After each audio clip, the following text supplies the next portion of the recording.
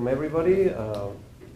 I'm Alberto Vargas. I'm the Associate Director of the program, Latin American, Caribbean, and Iberian Studies program. There's a sign-up sheet there on the back. If you're not in our mailing list and you want to be put in that, just write your name and your email. So we have our lecture today. I want to make an announcement also that there is another event on Friday, and I think Israel can give us some of the details of that. We're going to be inviting Nostra Films back to Madison for a second year, and they're going to be showing Brasil Orgânico, or Organic Brazil, Friday at 4 p.m. in 104 Van Hise. And there's going to be a film critic as well as a commentator from UW-Madison, Dr. Lisa Rausch from the Nelson Institute. So it's a film about environmental studies in Brazil. Very good. Yeah, and you can see all the information about our upcoming events at brazil.with.edu. All right. And well, today's lecture is also co-sponsored by the Brazil Initiative, collaboration between our program and the Division of International Studies, Professor Severino Albuquerque, the director of the program. Thank you. So it's my pleasure to introduce our speaker today. Our speaker today is coming from the University of Wisconsin in Milwaukee. We had been collaborating with UW-Milwaukee for many years. Since 1975, we share our federal grants from the Department of Education, the Title VI. We share that with our colleagues at the University of Wisconsin in Milwaukee, the Center for Latin American and Caribbean Studies. So we're very happy to receive somebody who works with them too. And yeah, Professor Gladys Mitchell she received her PhD from the University of Chicago in political science, and now is a visiting assistant professor of public policy at the Department of Afro-Ecology. And she's gonna tell us about her work on racial versus class discrimination in Brazil. So join me to welcome Professor Mitchell.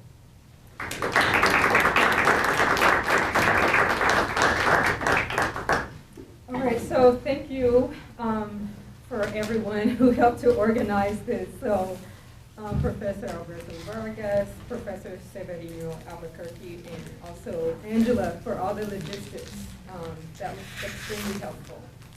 So as you can see, my title has changed a bit from what I was talking about before. So this paper, and this is actually a co-authored paper that I'm working on with one of my colleagues at UW-Milwaukee.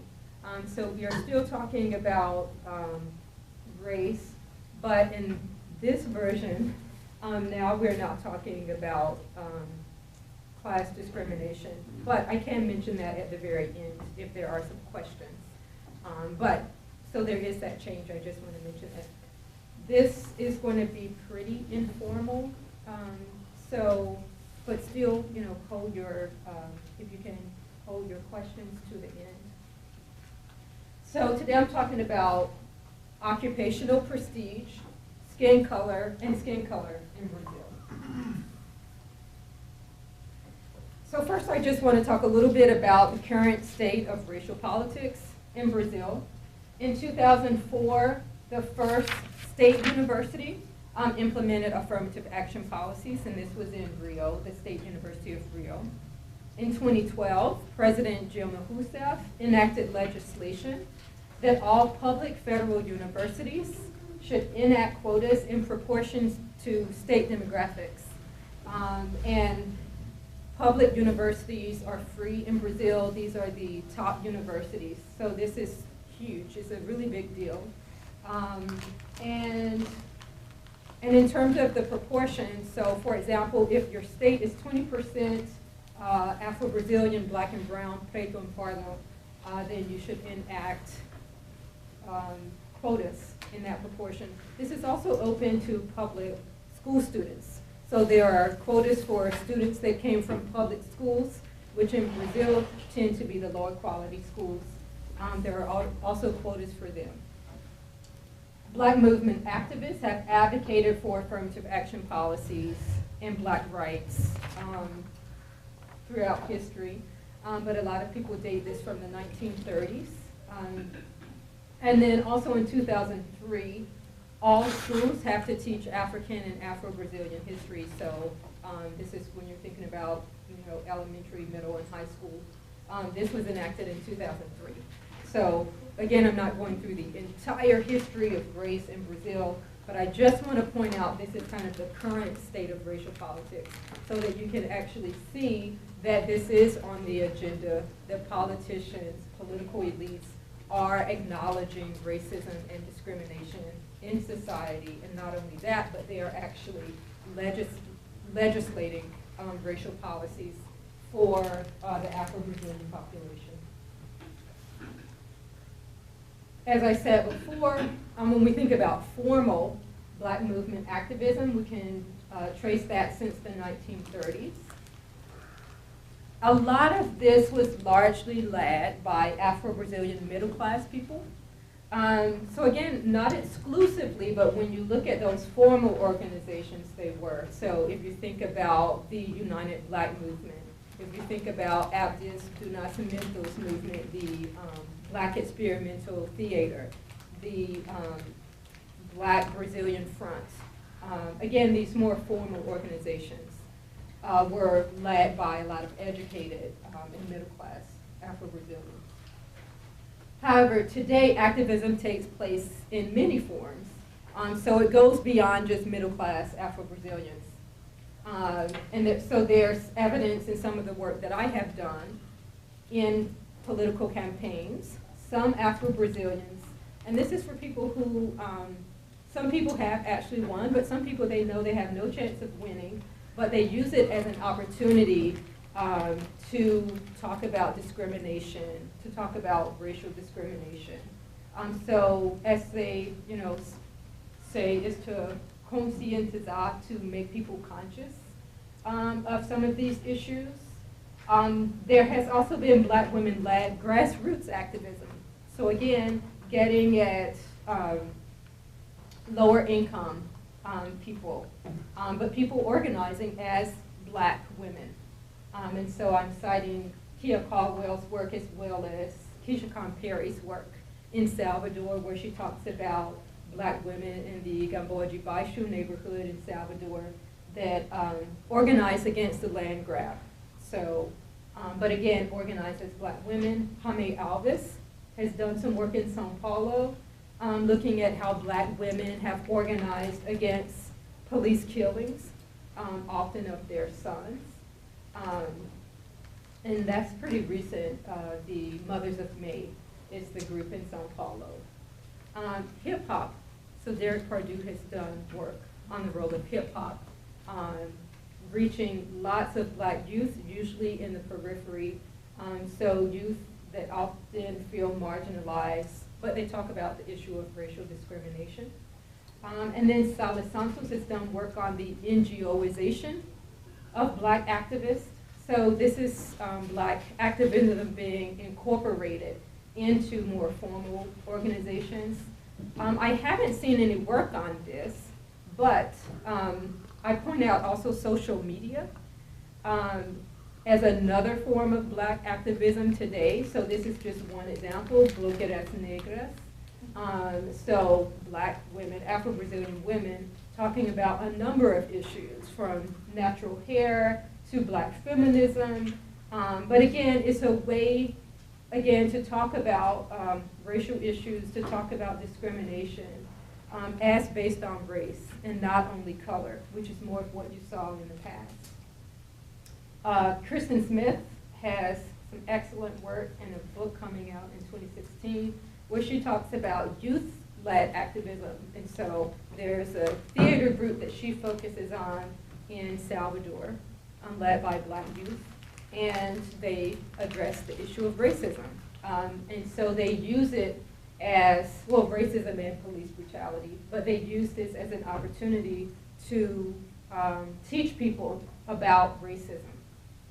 So we have to think about this, all these new forms of activism is pushing against that old way of thinking to say that discrimination is only based on class. So,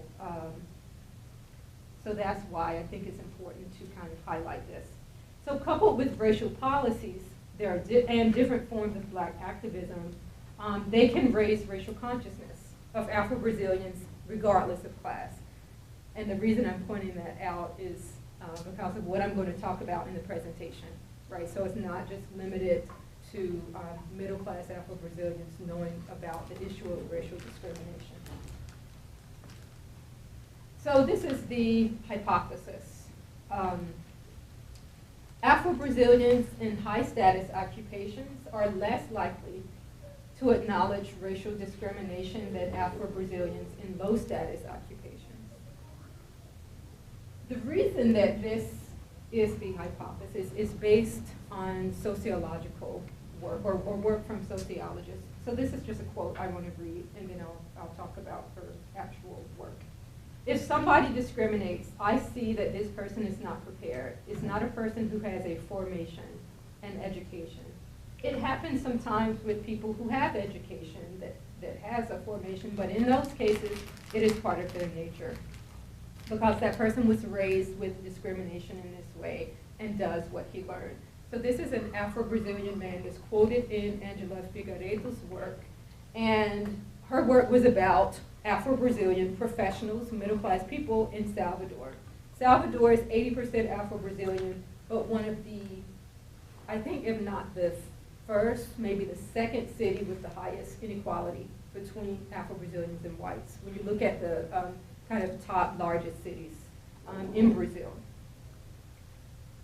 But what this person is saying, and what other studies have also found, is that oftentimes when middle class and professional Afro-Brazilians talk about discrimination, they say, oh, well, this person just wasn't well educated.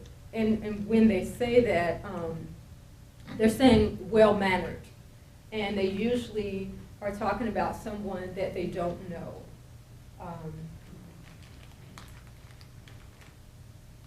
So, and Silva and Hayes also have some work looking at the same thing, but in Rio, interviewing middle-class Afro-Brazilians. And again, so they do find that they face discrimination, and that's why they call this the elite profile of discrimination, because you actually get more discrimination as income rises. But again, a lot of the examples that they give is, for example, if someone is a doctor, they're mistaken as a nurse. If you are, in another prestigious position, people are often perceived as being in a lower status position. So that's some of the discrimination that they face, but they don't interpret that as discrimination. And so they say, oh, well, this person was just not well-mannered and things like that. Marcelo Paixão has some work where he also finds that black entrepreneurs face discrimination. So. But again, the key thing here is that, yes, of course, discrimination exists, but the way people interpret discrimination, racial discrimination, is very different than what we might think based on these findings. Just a little bit about income inequality in Brazil. So Afro-Brazilians are 51% of the population in Brazil, but the average salary, so for whites, is about 1,600 reais compared to 921 reais for Afro-Brazilians. So on average, Afro-Brazilians make 40% less than whites. I want to see if I have.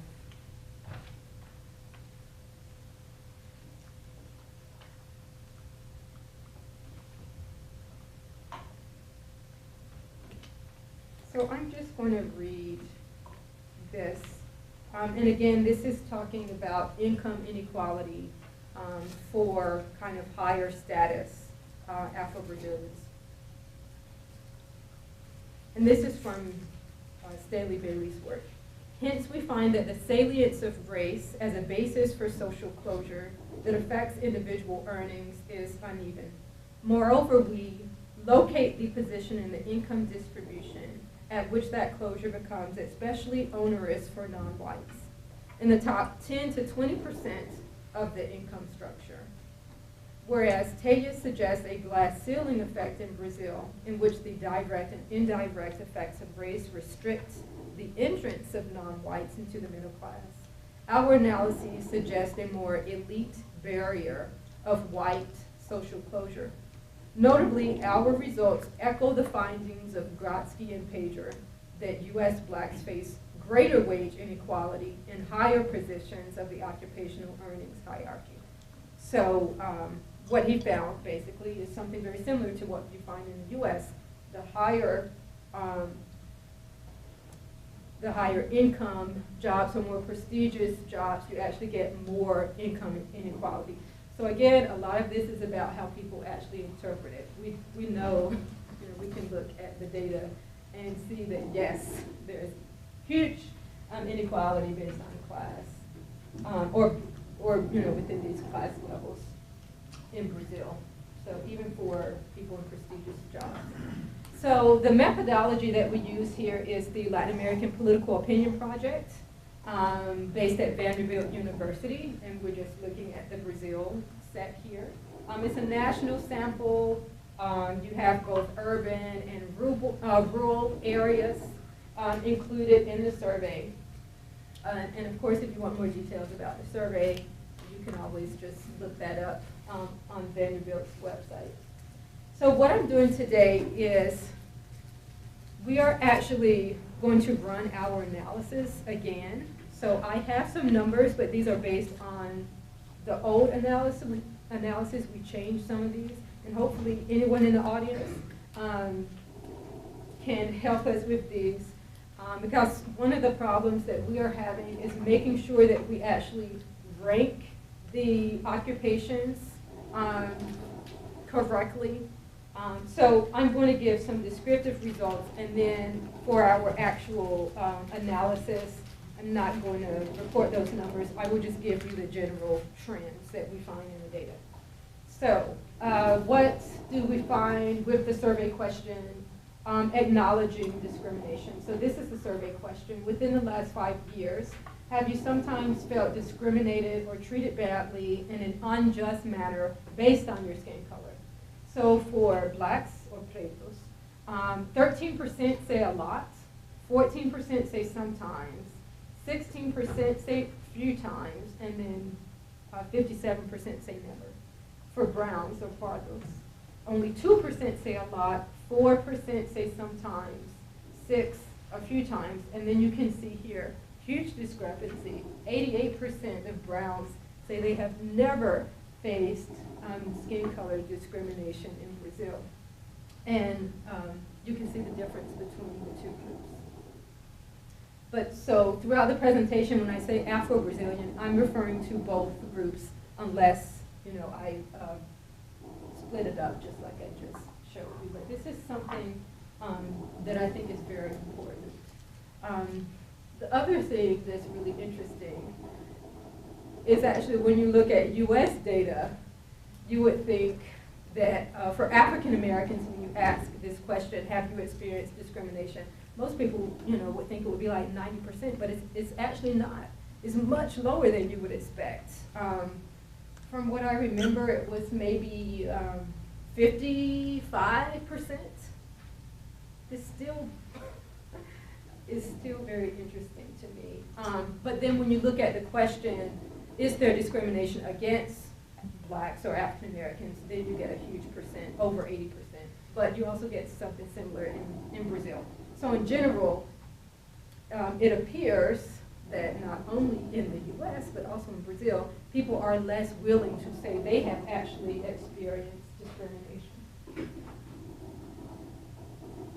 So this is the part that I was telling you that we were kind of having some trouble grouping these. And I have it in English too, but I wanted to put it in Portuguese first. So these are the categories we have. So we have high, medium high, medium, medium low, and low. So this is the Portuguese version, and then I am, oh, sorry, yeah, sorry about that. So, but you can see here for the funcionários do governo, we have them in high. I had no doubt about that one. University professors, high. Yeah, I know, that's definitely a bad. But, and some of this is based on some articles that I've read that were published by Brazilians. And then, so this one, the director, we have this in medium high. Also for school teachers, we also have that as medium high. And then here for the medium, we have secretaries, we also have electricians, carpenters, and then this is the medium low, and then low domestic workers.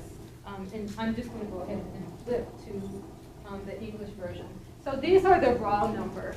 But again, it's the same thing over here. It's just I broke it out by occupation, and of course it's in English.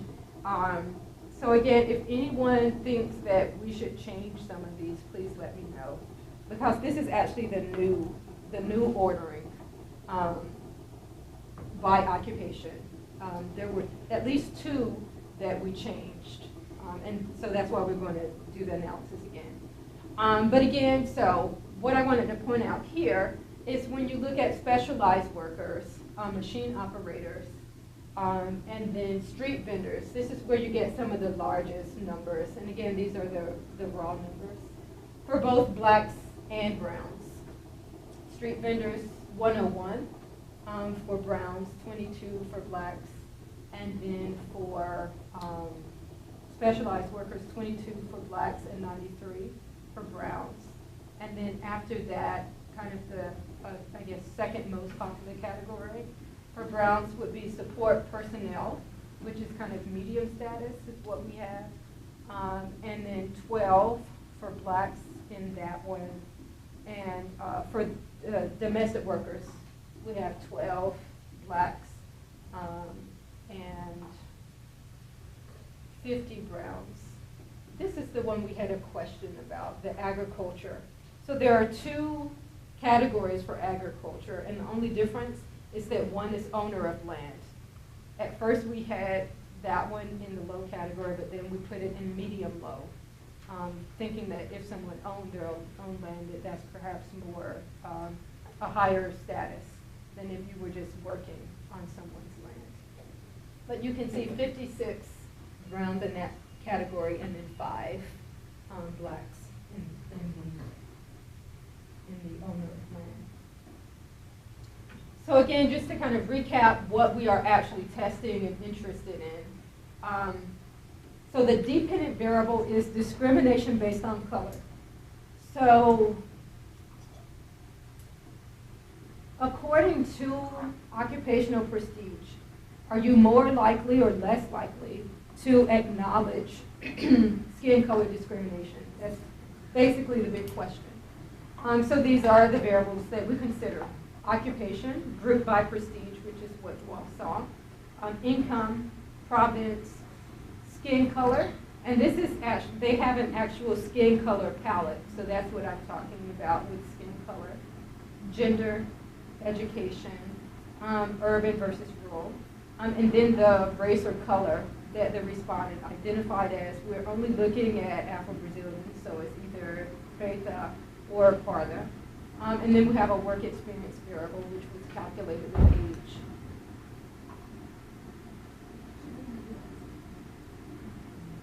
So we first ran a multinomial logit, but I think we are actually going to run an ordered logit, since the discrimination question is never, a few times, sometimes, and a lot of times. So it is actually ordered, so we're going to run the order.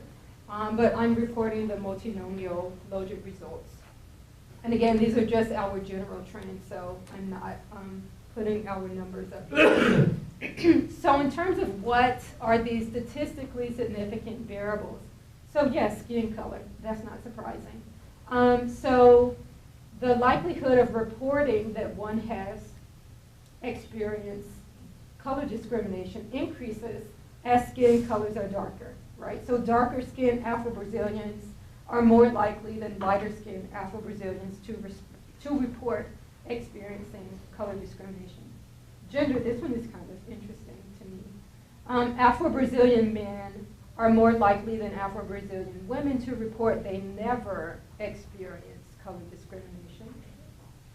Afro-Brazilian men are less likely than Afro-Brazilian women to report they have experienced color discrimination a lot, sometimes, or a few times. And then in terms of race or color, blacks, pretos, are less likely than browns to say they have never experienced discrimination. So in other words, pretos are more likely to have experienced color discrimination, or to say that they have. And then in terms of urban versus rural, Afro-Brazilians in urban areas compared to those in rural areas are more likely to say they have experienced color discrimination many times, sometimes, and a few times. Now for the one that the variable that we are really interested in. So Afro-Brazilians in the most prestigious occupations are more likely to report never experiencing color discrimination. And then Afro-Brazilians in the most prestigious positions are less likely than those in the least prestigious occupations to report experiencing color discrimination a lot or sometimes. So one of the reasons that I was saying earlier that we kind of changed this paper is that we got some really, really hard to explain results when we looked at both class and discrimination. And so one of the results we got, which we ran it so many times and still got the same thing, was that actually Afro-Brazilians in the most prestigious positions were more likely to say they experienced discrimination based on class. That actually makes no sense. Because if you are high status, then it should be more difficult for you to say that you experience discrimination based on your class. The common discourse is to say, oh, we only face discrimination because we're poor. That's the discourse in Brazil. So that's why we are only focusing on color discrimination right now instead of comparing those two in the analysis. The other thing that I also want to point out is that the survey question is concerned with color discrimination in general. So it's not just saying discrimination based on color at your job. It's just a general question. So that's one thing that I want to note. Explaining the results. So these are the things that we are thinking about right now. So one is that Afro-Brazilians in extremely prestigious occupations experience so much discrimination, or what Philomena Essett calls everyday racism, as they are the minority in these occupations, that they no longer consider everyday racism as discrimination. And this goes for African descendants, not only in Brazil, but even in the US. It's so everyday that people talk about microaggressions and all these things. But again, it's so everyday that perhaps they don't even think about that as racism or consider it as racism. The second one, which is, so my colleague is an economist, and so he was thinking, well, maybe it just means that actually they don't experience discrimination. That, of course, goes against the literature. So I really don't think that will work as an explanation. And then the third is that these results are driven by the large number of pardos in the sample. So I'm thinking maybe that might explain some of the results. And as you could see, even when I had the raw data, so we have, I think, over 1,000 pardos in the sample. compared to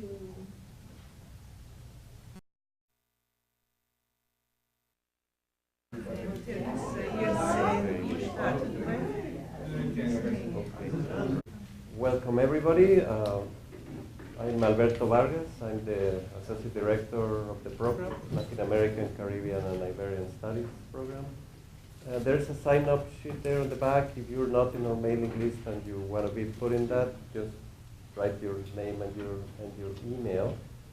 So we have our lecture today.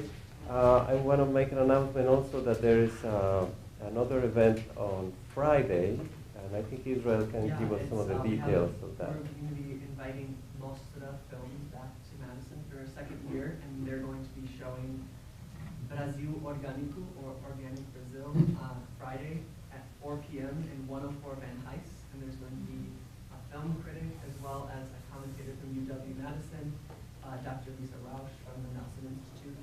So it's a film about environmental studies in Brazil. Very good. Yeah, and you can see all the information about our upcoming events at Brazil with a Z .with. in black and brown, preto and pardo, then you should enact quotas in that proportion. This is also open to public school students. So there are quotas for students that came from public schools, which in Brazil tend to be the lower quality schools. There are also quotas for them. Black movement activists have advocated for affirmative action policies and black rights throughout history, but a lot of people date this from the 1930s. And then also in 2003, all schools have to teach African and Afro-Brazilian history. So this is when you're thinking about, elementary, middle, and high school. This was enacted in 2003. So again, I'm not going through the entire history of race in Brazil, but I just want to point out this is kind of the current state of racial politics so that you can actually see that this is on the agenda, that politicians, political elites are acknowledging racism and discrimination in society, and not only that, but they are actually legislating. All right. And well, today's lecture is also co-sponsored by the Brazil Initiative, collaboration between our program and the Division of International Studies, Professor Severino Albuquerque, the director of the program. Thank you. So it's my pleasure to introduce our speaker today. Our speaker today is coming from the University of Wisconsin in Milwaukee. We had been collaborating with UW-Milwaukee for many years, since 1975. We share our federal grants from the Department of Education, the Title VI. We share that with our colleagues at the University of Wisconsin in Milwaukee, the Center for Latin American and Caribbean Studies. So we're very happy to receive somebody who works with them too. And yeah, Professor Gladys Mitchell she received her PhD from the University of Chicago in political science, and now is visiting. So there is that change. I just want to mention that. This is going to be pretty informal, but still, hold your, if you can hold your questions to the end. So today I'm talking about occupational prestige, skin color in Brazil. So first I just want to talk a little bit about the current state of racial politics in Brazil. In 2004, the first state university implemented affirmative action policies, and this was in Rio, the State University of Rio. In 2012, President Dilma Rousseff enacted legislation that all public federal universities should enact quotas in proportions to state demographics. And public universities are free in Brazil. These are the top universities. So this is huge. It's a really big deal. And in terms of the proportions, so for example, if your state is 20% Afro-Brazilian. Assistant Professor of Public Policy at the Department of Afro-Ecology. and she's gonna tell us about her work on racial versus class discrimination in Brazil. So join me to welcome Professor Mitchell.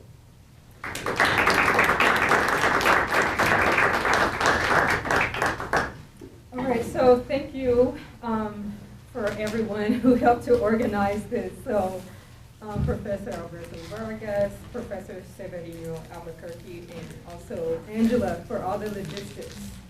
That was extremely helpful. So as you can see, my title has changed a bit from what I was talking about before. So this paper, and this is actually a co-authored paper that I'm working on with one of my colleagues at UW-Milwaukee.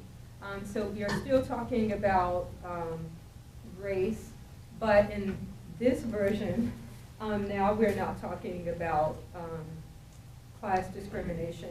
But I can mention that at the very end if there are some questions.